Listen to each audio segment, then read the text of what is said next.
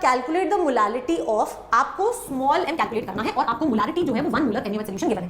एक और दिया हुआ है, ये मुझे पढ़ना आता है, इसका मतलब है 1 मोल सल्यूट क्या है हमारे पास, NaOH है फिर से, तो 1 मोल मेरे पास NaOH प्रेजेंट है इन 1 लीटर सॉल्यूशन। दिक्कत नहीं, 1 मोल सल्यूट प्रेजेंट है 1 लीटर सॉल्यूशन में, यानी कि 1000 मिलीलीटर सॉल्यूशन में। अगर मैं मोलालिटी की बात करूं तो मोलालिटी के लिए मुझे मोल्स ऑफ NaOH चाहिए जो हमारे पास है 1 मोल, लेकिन मुझे मास चाहिए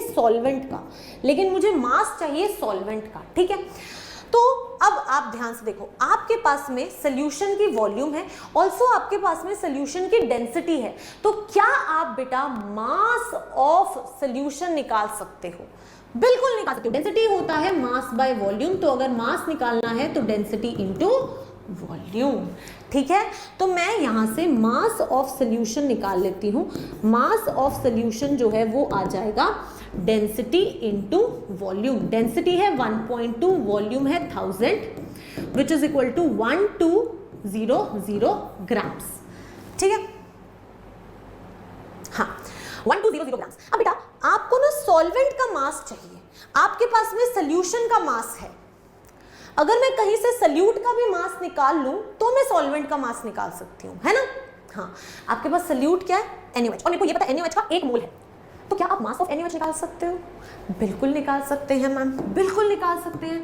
तो मास ऑफ NaOH जो होगा वो कैसे आ जाएगा, number of moles into molar mass से।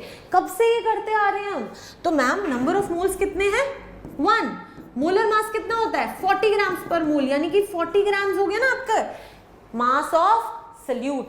सल्यूशन का भी मास है, सल्यूट का भी मास है, सल्यूट प्लस सॉल्वेंट से सल्यूशन मिलता है, तो मैम मास ऑफ सॉल्वेंट कैसे आ जाएगा, मास ऑफ सॉल्वेंट आ जाएगा as mass of solution minus mass of solute which is NaOH, यानी कि 1200 माइनस 40, ये कितना हो जाएगा, ये कितना हो जाएगा, ये 0 गया, 10 में से 4 गया 6, यहाँ पे आ जाएगा 1, तो मैम 1160 ग्राम्स जो है वो मेरे सॉल्वेंट का मास है।